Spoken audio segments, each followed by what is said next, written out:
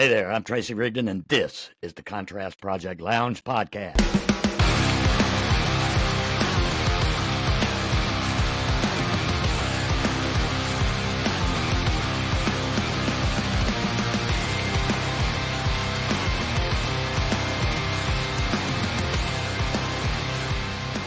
Often random, but always relevant, always real, and practically nothing is off limits. This podcast is for you. Are you ready for this? Let's do it. But yeah, Welcome back to the program, guys, and I thank you so much for joining us here on the Contrast Project Lounge on our Wednesday night live with my co-host, Mr. Charles Gaskins. Charles, how you doing, brother? I'm all right. How you doing? I'm doing okay. No one wants to hear. No, just kidding. Hey, Charles, you know, we got a fantastic guest tonight. We do, seriously. Hi, Ebony Williams, my good friend Ebony. You know, I was just we were talking before we went live here, and I told Charles that I had met Ebony, oh gosh, years ago at Art Walk. We were at a fashion show, and she and I walked down the runway. I just recently, the funny thing, I literally just recently reposted that picture that you took because you stopped me and was like, I have to take your picture. Because of course I was dressed how I dress. I And you were like, I have to take your picture. And I was like, yeah, sure. I just reposted that picture recently because I had like some tights on and a bodysuit and a mink coat. Yeah. That was hilarious. You know, I met a lot of people that night, you included. And we walked down the runway. We walked down Forsyth Street. And then we walked all the way up to James Weldon Johnson Park, and everybody, they had the lights flashing and everything. And you and I walked around out there. That was a good time. Amazing. It was a good time. It was like a whole it was like an impromptu fashion show. That's why I was like, oh, the impromptu fashion show there. A pop-up. Yes. We did a pop-up. Yes. It was a pop-up fashion show, and everybody just came down dressed in a fabulous gear, and we just took over downtown. Yep. Thanks for inviting me.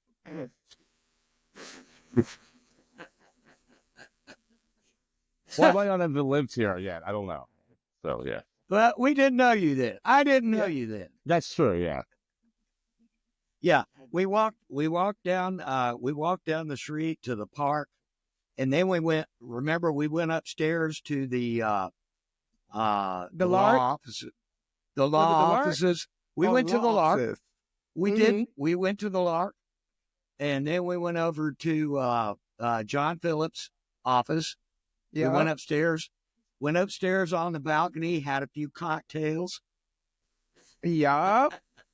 And everybody was fabulous. It was great. It was really great. Yeah. I enjoyed it immensely. It's really good to see all of the art in Jacksonville. You know, it really is, because you don't know that it's, a lot of times you don't know what's all here, especially when you first moved here, because, you know, it took me 6 years to get acclimated here. I'm not even gonna lie. It took me 6 years of being miserable to finally go, you know what? Either you are going to make the best of where you are, or you are going to continue to be miserable. So, that's true. After the sixth year, I was like, okay, enough. Because I moved here from Atlanta. So it was, I went from Atlanta, spent a little time back home in Savannah, because I'm originally from Savannah. And then came here, and I was like, culture shock? What am I doing here? What am I going to do here? So then when I finally got out and started meeting people, I just found all of this art here. And I was like, okay, found my people. I found my people. Well, I will tell you, Jacksonville does take a little get. You got to get used to it. I was born and raised here, but I can see where it takes getting used to. Yeah. Yeah. But honestly, it really is true everywhere. You can make any environment what you want. Like you really can. 100%. Yes. Yeah. You can. You Yeah. don't have to be miserable anywhere. Absolutely. Charles was not miserable. Yeah. What part of because you have to be from up north. Where are you from? Where are you from? I was born in Jacksonville, but majority of my life I lived in Brooklyn, New York. Okay, yes, because I hear it. Oh, I hear it. I'm sorry. No, that's listen. I love northern accents. Charles my has family got is a from up Brooklyn accent, and he was born in Jacksonville. Ain't that some shit? I There's love. also the Jew thing too. So Oh, I well, love it. I love it. Okay, you I got love that it. Jew thing going on. Well, I was raised in Savannah by a New Yorkan, and I've never, Okay. but I've never been to New York. Isn't that crazy? What? Yes. oh, Isn't that crazy? you and I were buying plane tickets, JetBlue, direct Hey, flight. It all you only gotta takes do an is- hour and 45 minutes. All you have to tell me. I'll be ready to go. I want to see it so bad. I still have my 1-bedroom apartment there in Brooklyn.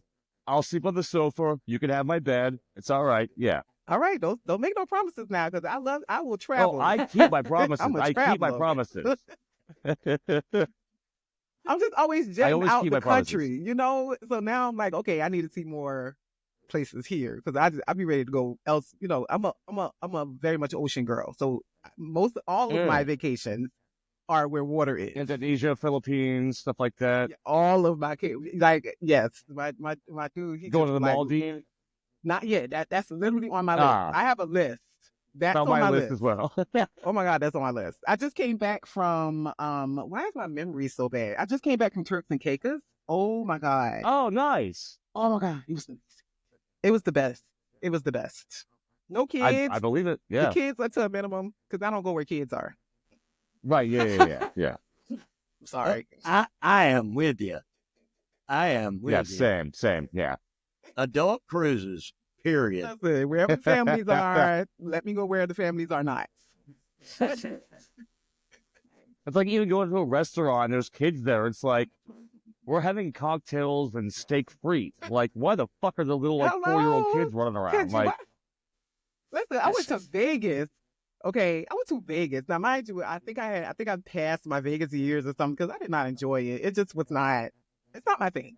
Okay, and I went in December. Apparently, that's half off time or something, because there were like a lot of families there. Yeah, so everything was like really low. So maybe that should have been my indicator right there. Maybe that should have been, because me and my best friend was like, "Ooh, the prices are cheap now. Let's go." Oh, okay. It's literally kids running through the casino.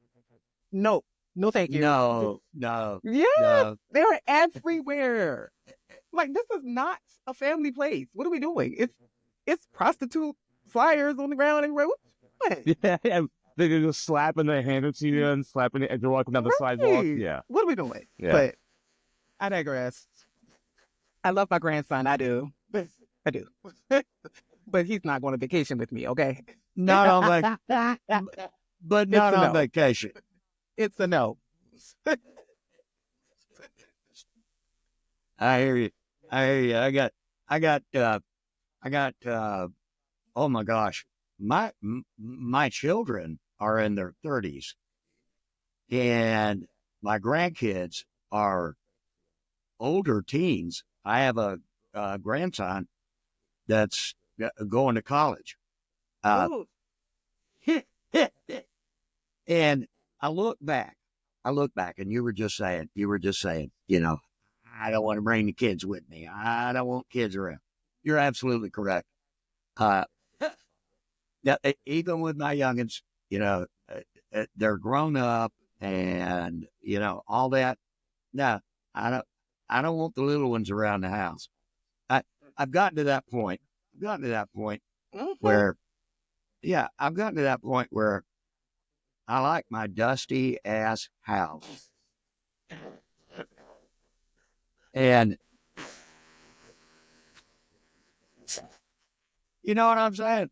I feel you. Listen, I feel like, you. I have gotten to the point where I like my dusty ass And house. you don't want, listen, because in a minute, he about to be, listen. Oh, okay, so last time I was here, Tracy, I was divorced. Yes. So you So got you a now- man. So you got you a man now. Yes, my ex-husband. Don't ask too many questions. I ain't going there. I ain't going there. We full divorce, okay? Full divorce. Here we go.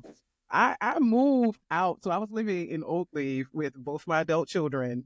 Okay. Well, my daughter at the time wasn't in the house. She went and had my grandson, and she was in an apartment with her boyfriend. We all know how that ended. So I ended up in the Oakleaf in a 3-bedroom townhouse after we sold our house after the divorce with both of my kids and my grandson. I left them, moved out of that house to let them there, and moved in with my ex-husband. I was like, you know what? Y'all grown. Y'all pay these bills over here because what am I paying these bills for grown people? My children are adults.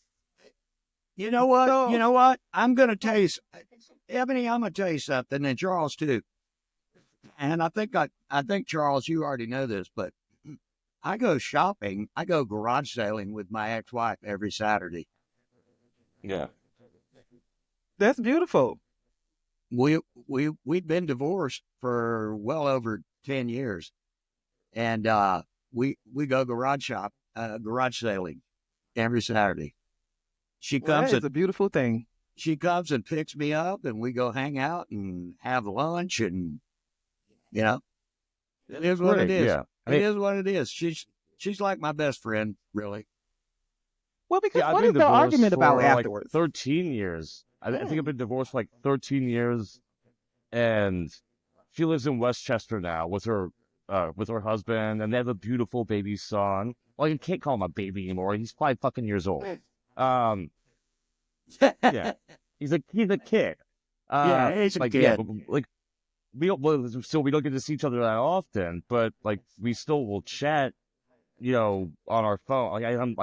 This is me pantomiming holding my phone and texting. Yeah, so we'll still chat because we keep in touch. But yeah, I mean, oh no, I think it's healthy to like stay in contact and all that, unless someone did something really fucked up, like when they came over with like a steak knife or something. But I mean, that's something different. But yeah. Well, we had a healthy relationship. We had a healthy marriage. We moved to her home country of Costa Rica. We moved there and lived there. Oh, that's right. Yeah. Yeah. We lived there for a couple of years and then came back home, and we bought and sold some houses and cars together, that kind of thing. So we shared a lot of things. And so even when we separated, I thought that it was a smart move for the both of us to just stay in contact. And we do. Because why not? I mean, it's well, you kind of know me, Tracy. I'm just I'm like this, happiness, positivity person, right? That's just who I am inherently. Like, I don't know, and I don't think it's ad nauseum. I don't think I'm annoying to people. Like, I'm not that overbearing, whatever. But I just believe that, it was hard for me, even though we did not have the best marriage. It was not great. Like, our relationship was not good. But I am not a person who holds grudges, or I don't have it in me. I don't have the capacity for it. So, like, once I'm done with something, or once I feel that negative emotion, I got to get it out of me. Like, I don't hold on to, and it's not even a forgiveness or not forgiveness thing, because I can just like not have you in my energy, but still don't hold ill will towards you. But after I've spent 12 years with somebody, and again, he did not do anything horrible that, like try to kill me or nothing like that. And Right. he helped me raise my children that were not his. I found it hard, even though he's not the best, husband. I found it hard to just walk away from that forever. It was like, okay, so I've known this person for 12 years. Like, how do you just be like, okay, bye? Like, I don't. Right. Yeah. I and I feel you on that. I feel you. I spent a great portion of my professional life, my adult life, with this woman, and there's just because we can't be married anymore doesn't mean that we can't be best friends. And Right. we are. Exactly. And we are. Exactly. And we are. Exactly. Because after people who are still arguing and fighting after marriage, I just feel like, well, y'all might as well have to just stay together. If you're gonna do the same shit you was doing when you were together, That's right. what are we doing? Like, what do I have to argue with you about after we're not together anymore, even if the kids are involved? Because really, you're arguing because you're holding some real shit that happened in the relationship that you ended. So what are we doing? Like, I just don't want to do that. I don't want to do that with anybody. I don't want to argue and fight with nobody. Because if we got to do that, you need to get away from me. And That's nice. I like that. I love that. I love that. Yeah, that's really have sweet. This, I like I have that. this little thing that I write on social media, which I haven't wrote on it in a minute but people literally have been hopping in my inbox asking me to, and it's a little series called "Dating My Ex-Husband." So I write out these these little different things that are I'm experiencing going from leaving that relationship to coming back. But I only write it from my perspective. I don't really write for him, or I don't talk about him, in that context. I just write from a perspective of, we really, it's easy to point the finger at the other person and say everything they did wrong in the relationship. And mind you, I can give you the list, okay? But it's not so easy to say what I could have done better.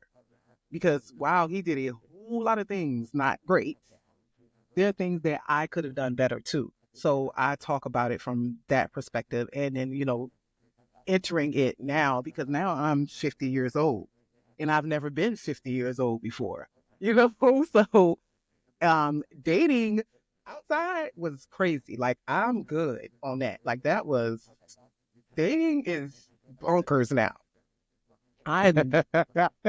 Oh my God. no shit. No shit. Oh my God. Everybody has lost their fucking mind. So I'm good. Like, even if we weren't together, I'm good. Like, I don't ever want to be in that, because we were split up for 3 years. So for 3 years, I tried to do, and I wasn't used to what it's like now. This is craziness. I don't know what's happening. I don't know. It's left me. I haven't, Ebony, I have not been on a date in over 3 years Oh wow. because I don't care to. Yeah. I can say I've been single since June of last year, of 2024. Yeah. And like I'm not pursuing anyone. It's like I've got friends. I hang out with buddies. Sure. And we watch Sure. movies, we eat food. And you probably enjoy whatever. that more. Seriously, yeah. But I mean, if I do meet someone, then sure, Right. It'll happen organically. I'm not trying to like force anything and be like, I gotta hit on a person or some shit. Right. No. It's just like, yeah, if I meet someone, I meet someone. Right. I leave it at that. Yeah. Everybody's too social media-fied. That's what I call it. Social media-fied. Social media fight. Yes. Everybody's too. I know. Like I said, I haven't even bothered with it for well over what? I'm guessing 3 years. It may be longer, but I don't give a fuck. Yeah. I'm not out there trying. I do meet people from time to time, and we have fun. But I haven't dated. Yeah, but I haven't dated anybody in well over 3 years, and don't care. I think that's the proper outlook, honestly, to not really care. Or it's just like there's no pressure. And with this weird societal pressure that's like, oh, you're supposed to be coupled up. Fuck that. No, I can be single and happy. Right. What Yeah. is this? What is this whole, like, you don't live in my house and I don't live in yours. So how is the Right. formula Yeah. going to be the same for the both of us? We're not the same. So trying to live by that is one of the things that I do respect about this new generation, and I'm saying this very loosely, is that they're not afraid to not live by the norms that we grew up with. We had so many things that were put on us. You have to go to college, and you gotta buy a house, and you gotta all that shit that we're now, you can't break the law. All that shit that we're now realizing don't mean a goddamn thing. They're not afraid to challenge those things. Now, I know. Caveat to that is, in a lot of ways, they don't. There's a lot of work and research and effort and stuff like that goes into it that a lot of the newer generation isn't willing to put in either. So it's like they want that quick fix because, again, they social media. Right. Yeah. So while they're good with challenging things, they're not instant good gratification. with... Yes. They're not good with that piece of it. Yes. But I do respect them for that. I will say, just like you said, I will say that they do have a lot going on in their head. Mm-hmm. Yeah. But putting those plans to work, right, and making them work, is sometimes maybe more than they're willing to do. Right. More than they're willing to do, more than they know how to do, more than they're willing to even try to figure out how to do. It's like my son will walk around with his phone and walk up to me and ask me a question, and I'll be like, "Sir, you literally have the encyclopedia, the dictionary, and the limitless information right in your hand. You have everything literally in your hand. We had to go to the library, check out 15 books to answer one question, and you're asking me a question? Really? I used to walk to the shelf to pick out a book from the Funkin' Wagnall or whatever, like look shit up. Remember the Dewey Decimal System? Like, sir, we got to go through so much. I actually have in my bedroom, I have a bookshelf. On that bookshelf, I have a set of Britannica. Oh, I haven't seen one of those in Encyclopedia Britannicas, of course. Yeah. I haven't seen one of those in so long. That shit is old. I still have my Roget's Thesaurus. Oh, there you go. I got in second grade. I still have that. It's in my basement. It's right downstairs. It's on my shelf. Because there's the corridor that goes from from the stairwell down to the basement to the main room. It's just bookshelves. And I still have my Roget's Thesaurus there. Yeah. Man, I miss those times. I literally posted the other day, like, I miss the times of rotary dial phones. Because it was just, we connected in a way that I hate that my children will never get to experience. Like, we can describe it to them. They can see the video, but you had to be there. You know what I mean? Like, you had to be there. Like, for something, social media was supposed to be invented to bring us close together, but we have never been so farther apart. Like, people will literally be looking down on their phones while we're out in public and we could be talking to each other. No, nobody wants to do that. Don't want to do that. But we'll talk all day on our phones. It's like the craziest thing. And I remember party lines. Oh, yes. Ooh, I got in trouble on several of those. Ooh. Lord. I grew up in San Mateo over on the north side of town. And the person that was on our party line was the cop that lived on the corner. That sounds like fun. The police officer that lived on the corner was on my party line. Wow. Wow. That doesn't sound like fun at all. Just go, oink, oink, who wants a donut? And then hang up the phone.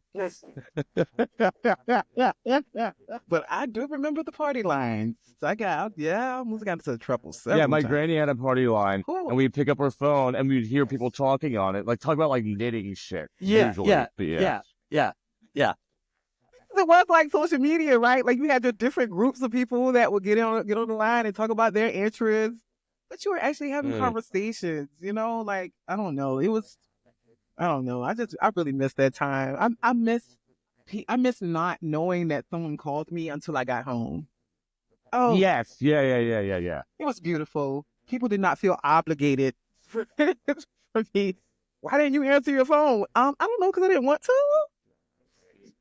I don't know. Like, That's like, I mean, I live in Avondale, and I'm able to walk to different places and run errands, and I will leave my phone at home and go walk, and it's nice. It's like, okay, stop into the corner shop, or I'll walk over here, or go to Bagel Love, or I'll, wherever I go, and then I'll come back home, and if there's some missed texts or emails or phone calls, it's like, okay, I can follow up on it now if I want to. right. Like, I have that choice instead of my pocket vibrating, and it's just like, yeah.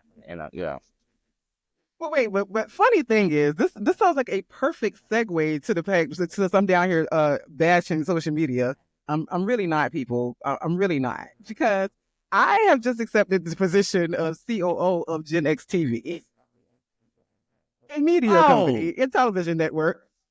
No, you didn't. Yes, I did.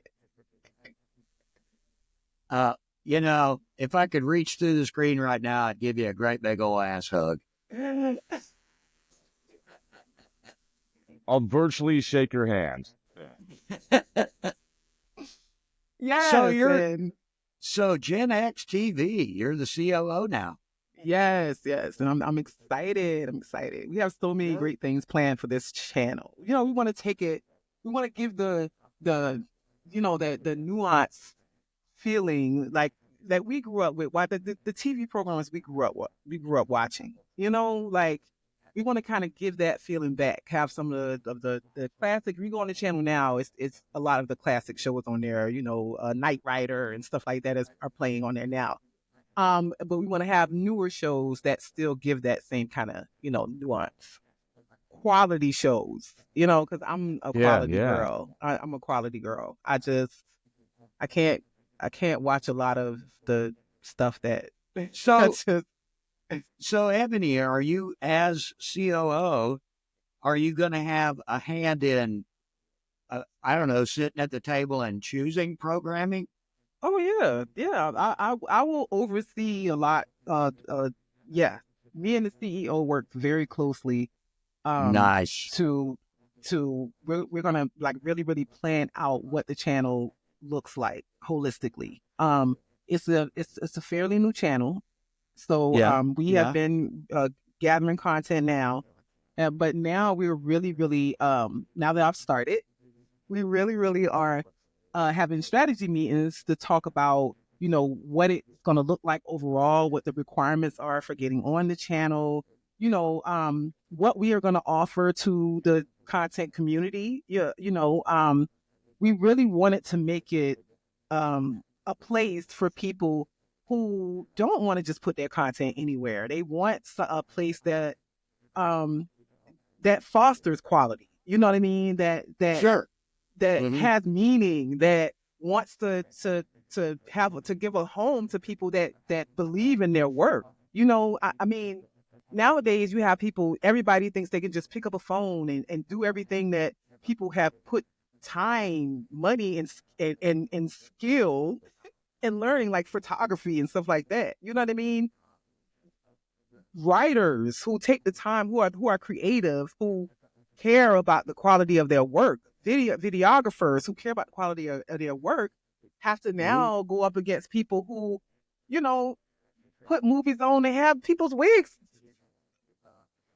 I mean, what are we doing? Like, did nobody see that the wig is up? You know what I mean? I know. I can't, like, listen, I am a quality. I grew up watching TV. Like, I grew up watching when other kids was watching cartoons. I was watching dramas. You know, I was watching L.A. Law. You know, I'm like, I love good TV. I love good programming. I want it to matter that you can see the lace front on the wig. Like, I want that to matter. You can't, no. I was talking about lace front wigs, and it's like, what you were saying that. Yeah. No. Oh, my God. TV was my babysitter when I was a kid. Right. I'm the youngest of 4. So, right. Yeah. So we want that to matter. So we want people who actually still care about their art to have a place to put their art for other people who still exist, who want to watch said art, to have a place to watch that art. You can have, you know, the other places, you know, like, you know, I don't want to say on the network, but we all know which main one we're talking about. You can have those places to watch, you know, anything or the movies that they just throw up there, or the shows that they just, you know, throw up there just to have the content. But we want to, you know, provide a place for people to put quality on, or that care about that. I love that so much. And you should probably go ahead and put Contrast Project on that list. You can roll us on the midnight hour or something like that. Hey, we're going to have a segment called Gen X After Dark. That is, yes. So listen, we're actually taking we have a meeting. Somebody just made a meeting today, because I made the post yesterday announcing it, and people are like trying to, you know, schedule meetings to pitch shows to us, which is great and it's amazing, because that's what we want. I'm pitching this show. This show is going into its 6th season. And 6 years, baby. 6 years. That's what I'm saying. So you put in the work. You know what I mean? You put in the work. And with putting in that work, sometimes things change. Sometimes, you know, like my set. Listen, I done had about 15 couches already. You do what you have to do to get it to where you need it to be. But I know it's still about quality. It's still about a certain standard. It's not just, let me get a microphone and start talking. I don't know what I'm talking about, but I'm just gonna talk. You see, it's cool if you, for the audience that's for. Like I say, I'm not downing anybody. You know, do whatever works for you. For me, I like I have a certain standard when it comes to the things that hold my attention. I'm not a big TikTok scroller. You know, you have a few minutes, and then I'm just like, okay, it's everybody's saying the same thing. It's no, and on top of that, there's truth. Like, we're going to have a news segment that is dedicated to old school news segment, you know, where we literally care that we research to make sure that what we're putting on is the truth. You know what I mean? And so you can have a real source of information, because I remember, like, the news growing up, like it mattered whether your story was real or not. Yeah. Well, I don't know if you know it or not. I write a weekly column on Substack. Weekly. I just heard about Substack, you know, and I was like, what is Substack? Because I don't be knowing about a lot of this stuff. So I was like, somebody posted something about Substack the other day. I was like, okay, that's another thing. Let me put that on my list of platforms. I didn't know what it was either until Tracy sent me a link, and I was like, what the fuck is Substack? Okay, this is interesting. All right, Tracy be knowing. Tracy be knowing. Like, he be staying up on it. I'll be like, I don't know. So let me look. I stay up late. He be knowing. Listen, you can send me a list, Tracy. Send me a list, because I know you know all the new stuff. For me to be a technology person, and you know, it's so crazy. Somewhere, I don't know where it happened, and I don't know, maybe it was social media. I don't know. I literally was an engineering major in school. Now, I dropped out of that program. Okay, school is not my thing. I'm smart as a whip, but smart is subjective. Okay, you know, smart is very subjective. I am a genius with I can do calculus. But if you ask me to fix a car, I don't know. So that mechanic is smarter than me in that world. So I don't. That's why we try to tell people, don't try to act like you're better than somebody, because it's something that you are not familiar with that somebody else is smarter than you. But I was literally an engineering major. I did not like engineering, although I understood it and was smart with it. I dropped out. So at some point, I liked technology, but at another point, it just kind of it it went somewhere for me. So while I am versed with technology, I can do what I need to do. It is not the thing that fascinates me. Creating art is what fascinates me. And we use technology now for that. So in that realm, I I try to verse myself with the things that I absolutely need for that. But anything outside of that, I don't know. I just don't know. Like, I have no idea. But I love art. And at some point, when I was younger, I didn't have the confidence enough to do the art that I knew in my heart I felt like I was made for singing. I was a singer for a while. I was a background singer. I found an excuse. I always self-sabotage. I was just like self-sabotage myself because my confidence was so low. So I really was fearful, even though I was always in the right rooms. I did not give it 100% because I always found a reason to quit it, or I found a reason to make for me not to be good enough for it, or I found a reason not to apply myself. So, and that was like literally the theme of my life for like a long time, from engineering to, I went to school, dropped out. I was singing, background singing. Actually, was on stage with named people, background singing. Had kids. Oh, I'm a mother. I can't do it no more. It was just always a reason. And then I always told myself that I wasn't good at things without even trying them. And now in my 40s is when I just peaked. It was just like, you are amazing. What is going on? Just like, you are good. You're good at these things. Like, what is happening? So that's why that is. I mean, I know we have like turned. I will keep. Look, I'm a talker. Okay, I am a talker, but I'm not a talker. Oh, you don't say, do you? Listen, whole thing in this house by myself and don't talk to nobody. But if you get me talking, I'm gonna talk. Okay. And Ebony, I was telling Jim and Charles the other day, the best guests to have on the show are the ones that.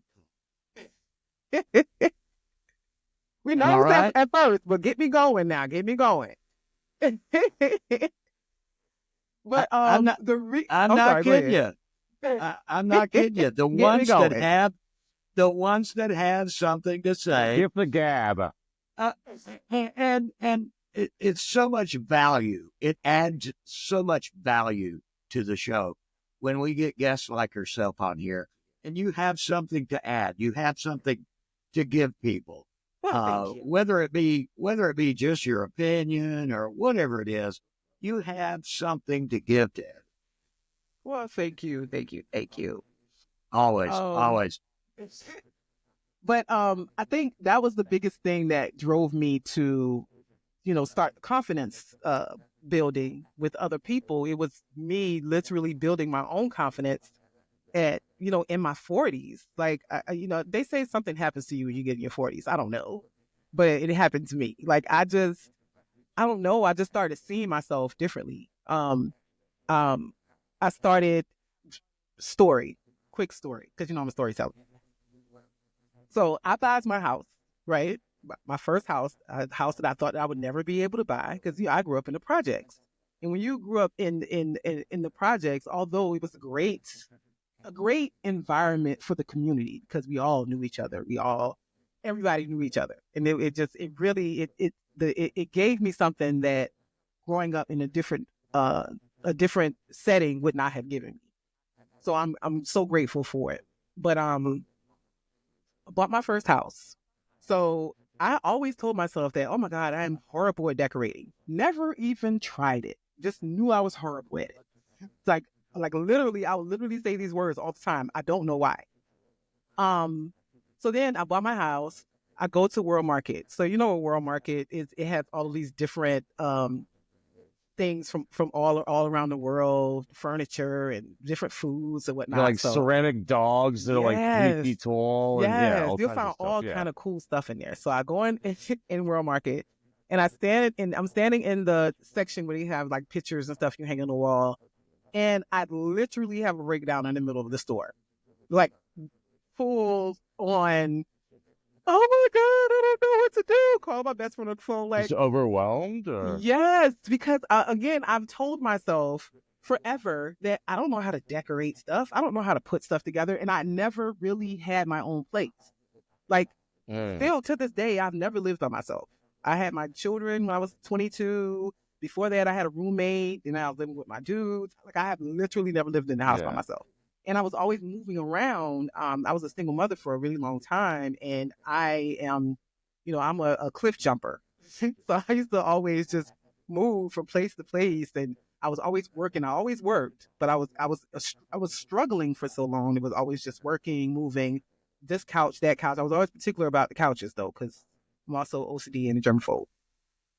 So I was particular about where I was going to be homeless. Okay. So serious. So serious. You got to pick the right couch. That's right. Listen, I'm sorry. I thank you, but no thank you. So I never really had a place to decorate. So I always just told myself I wasn't a good decorator. So I called my best friend literally in the middle of the store having this breakdown. Like, I don't know what to do. I'm horrible at this, blah, blah, blah. Because I just bought this house. It's just gray walls, white walls. There's nothing going on, blah, blah. I don't know what to do in this house. So she gave me the best advice, and it is the advice that I use to this day. She said, pick one thing that you like, that you know you want in your house, and decorate everything around that. And you know that a focal point, a central? Yeah. Listen, mine was a red wall because I just got to be challenged.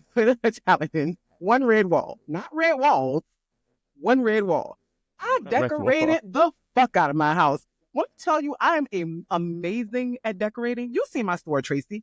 I literally can take any small space, go in a thrift store, Ross. I don't even buy expensive stuff, and transform it. I turned a dressing room, an old Victoria dressing room, into listen, I am amazing at it.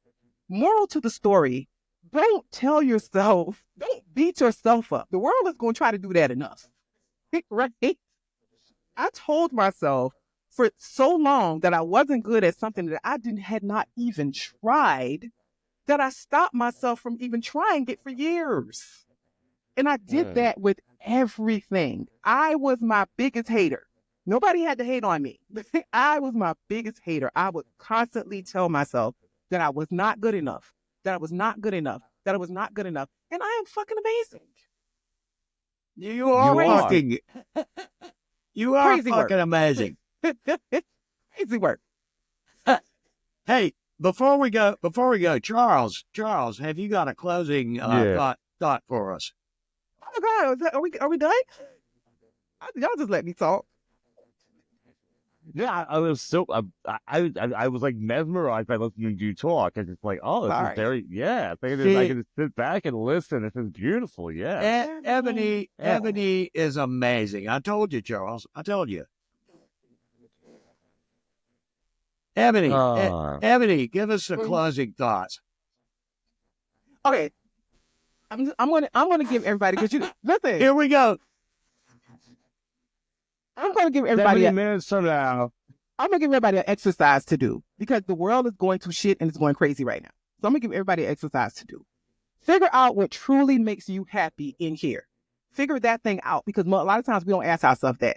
Sit in home by yourself with nobody else, no noise, no people talking, no TV, no phone, no nothing, and really, really think about what it is that will make me happy. A lot of people think it's money. If it was money, all the rich folks that's obsessed about poor people wouldn't be as miserable as they are. Whatever that thing is that will make you happy, figure that out. And you got to figure that out by yourself in silence. That way, no matter what your circumstance is, you can find happiness within yourself. Situations and circumstance are not, you know what I mean? That don't define your inner. So whatever changes around you, it won't matter because you'll be happy inside. Figure that out because it's the only thing that fucking matters. Nothing else does. Close this other I shit, love crazy shit that. out. Wow. Do that by yourself and figure that out. I love that. That's it. God, yeah. Yeah. I talk like a fucking jerk off, and then she has something profound to say. Yeah. I know, right? It is what it is. Thank you so much for being with us tonight, Ebony. Charles, I will see you again next week. I believe Jim is going to be back with us next week. Hopefully, yeah. Yeah, well, he had a show. He had a show to go to tonight. The Brian Eno film, yeah. I know. Yeah, I did. I forgot there was one more person was supposed to be here. Tell Jim I missed him. Yeah. Every now and again, Jim has something else he has to do on Wednesday night. And that happens. Oh. Well, listen, download Gen X TV on Amazon and Roku. I will. And thank you so much. No problem. Thank you for having me. Bye. Well, that's a wrap. Another fantastic episode of the podcast. You can find us on all the social media platforms, wherever you surf, Facebook, Instagram, Twitter X, Threads, wherever. Don't forget to like, share, and comment. And on our YouTube channel, don't forget to like, share, comment, and smash that subscribe button. If you're streaming audio for the podcast, you can find us wherever you get your favorite podcast programs. In the meantime, I like to tell everybody, take care of yourselves and each other. Until next time, peace.